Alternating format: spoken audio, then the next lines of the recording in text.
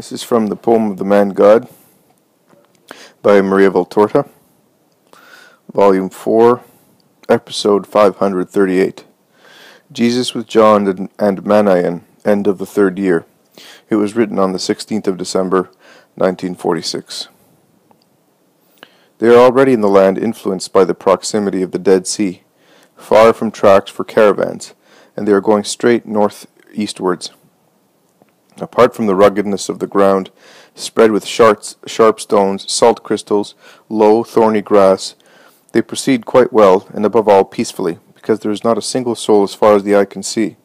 The temperature is mild, and the ground dry. They are chattering to each other. During the previous days they must have met some shepherds, and stayed with them, because they are speaking of them. They are also talking of a boy who has been cured. They proceed thus, peacefully, talking pleasantly to each other.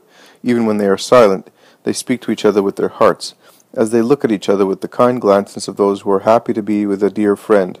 They sit down to rest, and take some food. They set off again, always with the peaceful appearance that gives peace to my heart, only by seeing them. Gilgal is over there, says Jesus, pointing forward to a group of white houses in the sunshine on a little hill to northeast. We are now close to the river. Are we going to Gilgal for the night? No, John. I have deliberately avoided all towns, and I am going to avoid this one as well. If we meet a shepherd, we shall stay with him. We shall soon reach the road, and if we see caravans that are going to stop for the night, we shall ask them to receive us under their tents. The nomads of the desert are always hospitable, and we are likely to meet them at this time. If no one gives us hospitality, we shall sleep under the open sky, covered with our mantles, and the angels will watch over us. Oh, it will always be better than that gloomy night, the last night I had at Bethlehem. But why did you not come to me at once? Because I felt that I was guilty, and I also said, Jesus is so kind that he will not scold me. On the contrary, he will comfort me, as you actually did. So what would have happened to the penance I wanted to do? We would have done it together, John. I was without food and fire as well, in spite of the foodstuffs and wood I found in the morning. Yes, but when one is with you, nothing matters. When I am with you, I do not suffer for anything. I look at you, I listen to you, and I am happy. I know. I also know that in no one my thought is so deeply impressed as in my John, and I also know that you can understand and be quiet when it is necessary to be quiet. You understand me because you love me, John. Listen to me. Before long— What, Lord? Asks John at once, interrupting him, getting hold of his arm, stopping him to look at him in the face, with frightened, inquisitive eyes, and looking very pale. Before long I shall have evangelized for 3 years. I have told the crowds what they were to be told. By now, whoever wants to love and follow me has the necessary elements to do so with certainty. The others, some will be convinced by facts. The majority will turn a deaf ear even to facts. And I still have a few things to say to them, and I will tell them, because justice is also to be served, not only mercy. So far, mercy has been silent many times, and has not said anything about many things. But before becoming silent for even forever, the Master will speak also with the severity of a judge. But I do not want to speak to you about that. I want to tell you that before long, after I have told the flock what I had to say to make it mine, I will very often withdraw, collecting my thought in prayer and preparation. And when I do not pray, I will devote myself to you all. I will do at the end what I did at the beginning. The women disciples will come. My mother will come. We shall all prepare for Passover. John, as from this moment, I ask you to devote yourself very much to the women disciples, and in particular to my mother. My Lord, but what can I give your mother that she does not already possess plentifully, and so plentifully as to have what she can give us all? Your love. Imagine to be a second son for her. She loves you, and you love her. You have only one love uniting you, your love for me. I, the son of her body and of her heart, shall always be more and more absent, engrossed in my occupations, and she will suffer because she knows what is about to happen. You must comfort her also on my behalf. You must become so friendly with her that she may be able to weep on your heart and be consoled. You know my mother. You have lived with her, but there is a difference between doing so as a disciple who loves his master's mother with reverential love and doing it as a son. I want you to do it as a son, that she may suffer a little less when she no longer has me. Lord, are you going to die? You are speaking like one who is about to die. You are grieving me. I have told you all several times that I must die. It is just as if I had talked to absent-minded children, or to slow-witted people. Yes, I am going to die. I will tell the others as well, but later. I am telling you now. Remember that, John. I strive to remember your words always, but this is so grievous. That you do everything to forget. Is that what you mean? Poor boy, it is not you who forget. It is not you who remember. You, with your will. It is your very humanity that cannot remember this thing that is so much greater than its capability of endurance. The thing that is too great, and you do not even know exactly how great it will be, and how monstrous, so great that it stuns you like a weight falling on your head from a height. And yet it is so. I shall soon die, and my mother will be left alone. I shall die with a drop of sweetness in my ocean of sorrow, if I see you as a son for my mother. Oh, my Lord, if I am able, and if it does not happen to me as in Bethlehem, I will do so. I will watch with the heart of a son. What can I give her to comfort her if she loses you? What shall I be able to give her if I also am like one who has lost everything and has become insane with sorrow? How shall I be able if I could not keep awake and suffer now in the present calm for one night, and because of a little hunger? How shall I manage? Do not get excited. You must pray very much during this period. I will keep you a good deal with me, and with my mother. John, you are our peace, and you will be so even then. Be not afraid, John. Your love will do everything. Oh, Lord, keep me with you as much as possible. You know that I am not anxious to appear or to work miracles. I want, and I can only love. Jesus kisses his forehead again, towards his temple, as he did in the grotto. They are in the sight of the road that runs towards the river. There are some pilgrims who goad their mounts or quicken their paces to be in their resting places before night, but they are all muffled up because as the sun has set, the air has become very cold, and no one notices the two wayfarers who are striding towards the river. A horseman, at a steady trot, almost at a gallop, overtakes them, and stops after a few meters where some little donkeys have obstructed the road near a little bridge across a large stream that gives itself the airs of a torrent and flows foaming towards the Jordan or the Dead Sea. While awaiting his turn to cross it, the horseman turns round and makes a gesture of surprise. He dismounts, and holding the horse by the reins, he goes back towards Jesus and John, who have not noticed him. "Master, how come you are here, and all alone with John?" asks the horseman, throwing back the edge of his headgear that he had pulled over his face like a hood, and I would say also as a mask, to protect himself from the wind and the dust. The swarthy, virile face of Manaen appears. "Peace to you, Manaen. I am going towards the river to cross it, but I doubt whether I shall be able to do so before night falls. And where were you going?" "To Machareus, to the filthy den. Have you some place where to sleep? Come with me. I was hastening towards a hotel on the track of the caravans. Or, if you prefer, I will put up the tent under the trees on the river bank. I have everything on the saddle." "I prefer the tent, but you certainly prefer the hotel." "I prefer you, my lord. I consider this meeting you a grace. Let us go. I know the banks of the river like the corridors of my house. At the foot of the Gilgal hill there is a wood sheltered from the winds, rich in grass for the horse, and in wood for fires for men. We shall be comfortable." They walk away fast, turning decidedly eastwards, departing from the road to the ford or to Jericho.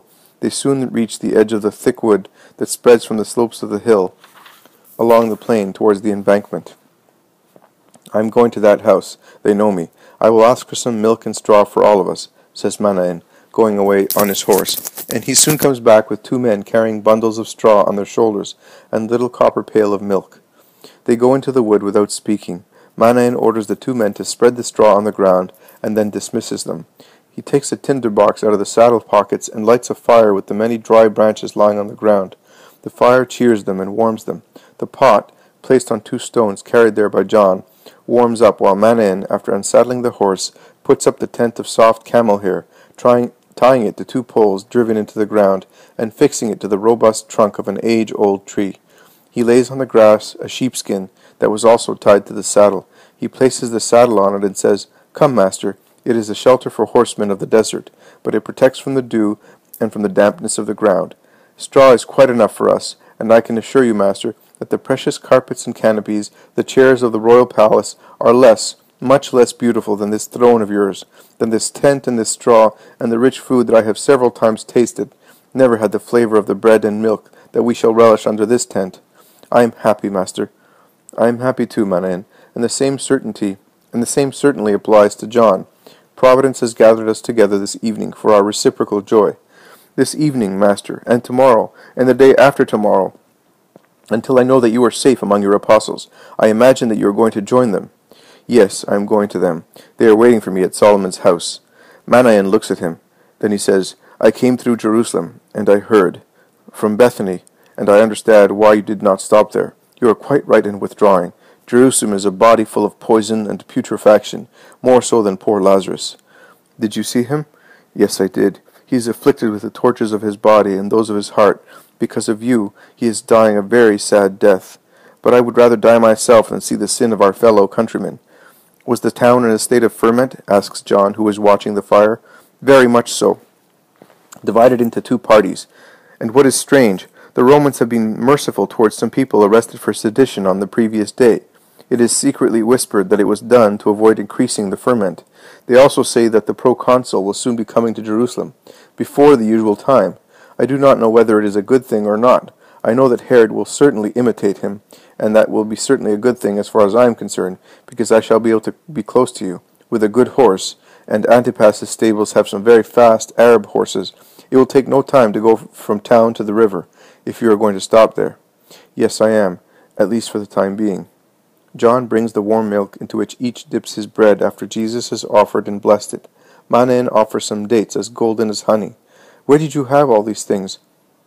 Asks John in amazement. The saddle of a horseman is a little market, John. There is everything for the rider and for the horse, replies Manaen with a frank smile on his swarthy face. He thinks for a moment, and then he asks, Master, is it lawful to love the animals that serve us, and very often do so more loyally than man? Why that question? Because I was recently derided and reproached by some people who saw me cover with the blanket that is now turned into our tent, my horse, wet with perspiration after a race.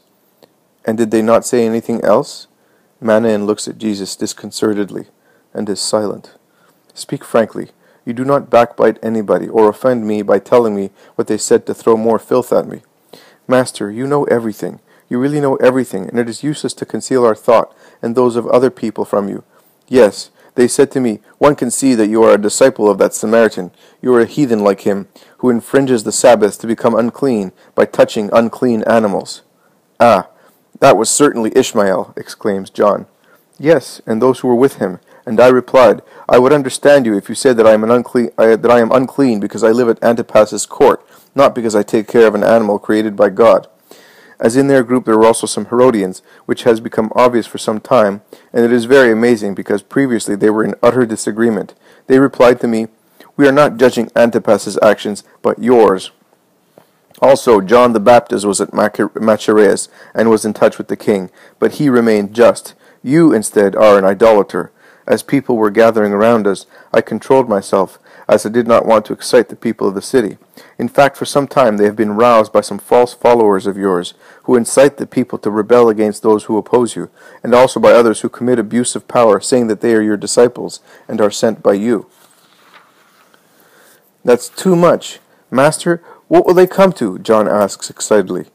They will not be able to go beyond the limit. I alone will proceed beyond that limit. The light will shine, and no one will be able to doubt any more that I was the Son of God. Come here near me and listen, but add some wood to the fire first. The two are very happy to throw themselves on the thick sheepskin spread on the ground under the feet of Jesus, who is sitting on the scarlet saddle against the tent, fastened to the trunk of the tree. Manaen is almost lying down, one elbow pressed against the ground, his head resting on his hand, looking at Jesus. John sits on his heels, leaning his head on Jesus' chest, embracing him with one arm in his usual posture. When God created the world, and man, created in his image and likeness, was made its king, he showed all the creatures to man, and wanted him to give a name to each one, in order to be able to tell one from the other. And we read in Genesis that each name given by Adam was good, and was its true name. And also in Genesis we read that God, after creating man and woman, said, Let us make man in our image and likeness, that he may be the master of the fish of the sea, of the birds of heaven, of the cattle of all the earth, and of the reptiles that crawl on the earth. And when God created woman, Adam's helpmate, like him, made in the image and likeness of God, as it was not convenient that temptation, lying in wait, should tempt the male created in the image of God and corrupt him even more obscenely. God said to man and woman, "Be fruitful, multiply, fill the earth and conquer it, and be masters of the fish of the sea, of the birds of heaven, and of all the living animals on the earth."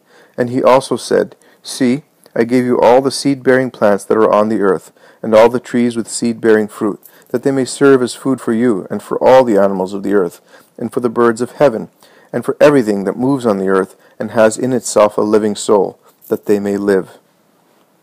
The animals and plants, and everything that the Creator made to be useful to man, are a gift of love, and a patrimony committed to the care of his children by the Father, so that they may use it with profit and gratitude to the Giver of all providence. Therefore, they are to be loved and treated with proper care. What would you say of a son to whom the father gave clothes, furniture, money, fields, houses, saying, "I give you all this for yourself and your successors, that you may have what will make you happy. Use it with love, in memory of my love that gives it to you"? If they allowed everything to be destroyed, or they squandered all their wealth, you would say that they did not honor their father, that they did not love him or his gift. Likewise, man must take care of what God, with providential love, has placed at his disposal. Care does not mean idolatry or immoderate affection for animals or plants or anything else. Care means feeling of compassion and gratitude for the minor things that serve us and have a life of their own, that is, their sensitivity. The living soul of inferior creatures mentioned by Genesis is not the same as the soul of man. It is life, simply life, that is, being sensitive to real things, both material and emotional. When an animal dies, it becomes insensitive because death is its real end. There is no future for it. But while it lives, it suffers cold, hunger, fatigue. It is subject to injuries, to pain, to joy, to love, to hatred, to diseases, and to death. And man, in remembrance of God, who gave him such means to make his exile on the earth less difficult, must be humane towards animals, his inferior servants. In the Mosaic book, it is not prescribed to have feelings of humanity towards animals. In the Mosaic book, is it not prescribed to have feelings of humanity towards animals, whether they are birds or quadrupeds? I solemnly tell you that the works of the Creator are to be contemplated with justice. If one looks at them with justice, one sees that they are good, and good things are always to be loved. We see that they are given for a good purpose, and out of an impulse of love, and as such we can and must love them, seeing beyond the finite being, the infinite being, who created them for us. One sees that they are useful, and are to be loved as such. Nothing, bear this in mind, was made without a purpose in the universe. God does not waste his perfect power in useless things. This blade of grass is not less useful than the mighty trunk to which our temporary shelter is fastened.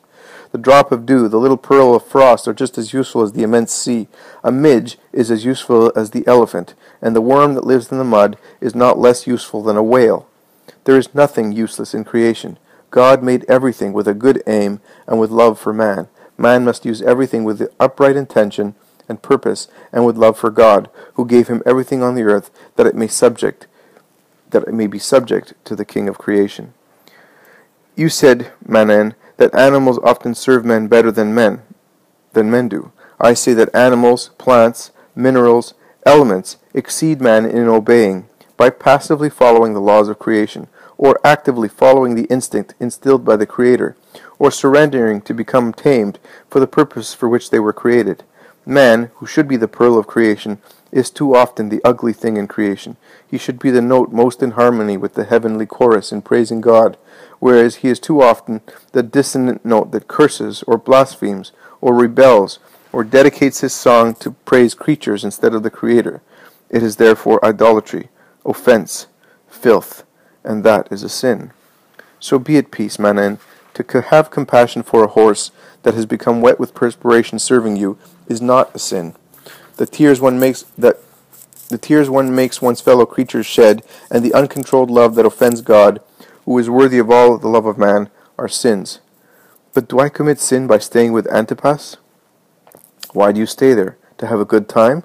No, master, to watch over you. You know that is why I was going there just now, because I know that they sent messengers to Herod to incite him against you. Then there is no sin. Would you not prefer to be with me, sharing my poverty of life? Are you asking me? I said so at the beginning. This night under the tent, the poor food we have relished has no comparison as far as I am concerned. Oh, if it were not necessary to be close to their den to listen to the hisses of snakes, I would stay with you. I have understood the truth of your mission. I made a mistake one day. It served to make me understand, and I will no longer leave justice. See? Nothing is useless. Error, also, for those tending to the good, is a means of achieving the good. An error falls off like the case of a chrysalis, and out comes a butterfly. That is not misshapen, does not stink, does not crawl, but flies, seeking calices of flowers and sunbeams. Good souls are also like that. They may allow themselves to be enveloped by miseries and the difficulties for a moment. Then they free themselves and fly from flower to flower, from virtue to virtue, towards perfection. Let us praise the Lord for his works of continuous mercy that are active, also unknown to man, in the heart of man, and around him. And Jesus prays on his knees because the low, limited tent does not allow any other posture.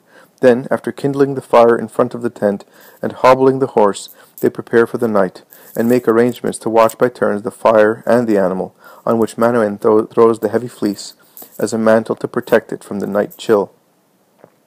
Jesus and Manaen lie down on the straw and cover themselves with their mantles to go to sleep. John, who is afraid of falling asleep, walks up and down outside the tent, adding wood to the fire, and watching the horse, which regards him with its intelligent, dark eyes, and stamps its hooves rhythmically, shaking its head, making the silver chains of the trappings jingly, and crushing aromatic stems of wild fennel growing at the foot of the tree to which it is tied. And as John offers it some which are more beautiful and have come up a little further away, it neighs with satisfaction, and tries to rub its soft, pinkish nostrils on the apostle's neck. From afar, in the dead silence of the night, the calm, rustling noise of the river is heard. Jesus says, "And also the 3rd year of my public life has come to its end. Now comes the preparatory period for my passion, that is, the period in which everything seems confined to few actions and few people. It almost decries my figure and my mission. In actual fact, he who seemed defeated and rejected was the hero getting ready for his apotheosis, and around him were concentrated and elevated to this highest peak, not people, but the passions of people. Everything that preceded and that in certain episodes perhaps seemed aimless to ill-disposed or superficial readers is now illuminated by its gloomy or bright light, particularly the most important figures, those that many will not admit are useful to know, just because they contain the lesson for the present masters, who more than ever are to be instructed to become true masters of the Spirit. As I said to John and Manaen, nothing of what God does is useless, not even a thin blade of grass.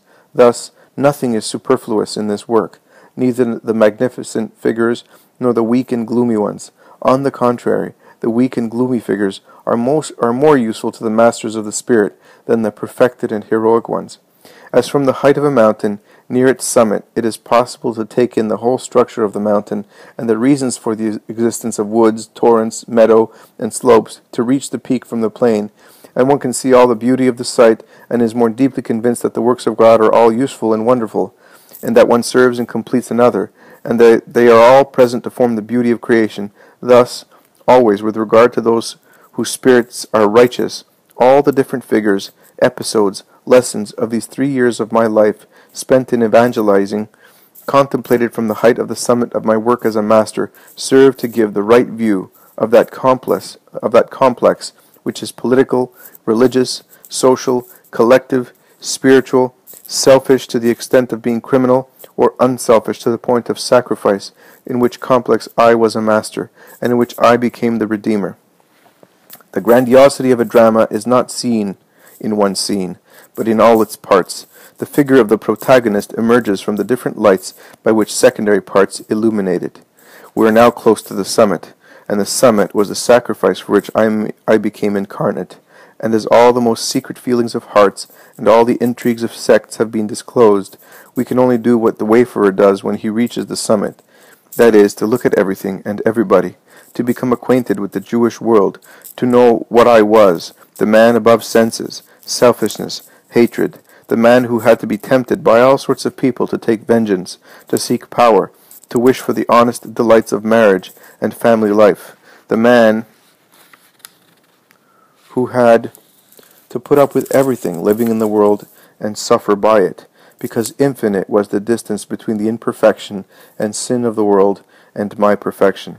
The man who replied no to all the voices, to all the allurements, to all the reactions of the world, of Satan, and of my human ego, and I remained pure, loyal, merciful, humble, obedient, even to death on a cross. Will all this be understood by modern society, to which I grant this knowledge of myself, to strengthen it against the more and more powerful attacks of Satan and the world? Also nowadays, as 20 centuries ago, those to whom I reveal myself will contradict one another. Once again, I am the sign that is rejected, but not with regard to myself, but with regard to what I stir up in them. Good people, those of good will have the good reactions of the shepherds and of the humble people. The others will react in a wicked manner, like the scribes, the Pharisees, the Sadducees, and priests of those days. What one gives, what one has. A good person who comes in touch with wicked people provokes a surge of greater wickedness in them, and judgment will be passed on men as it was done on Good Friday, according to how they have judged, accepted, and followed the Master, who with a fresh attempt of infinite mercy has made himself known once again.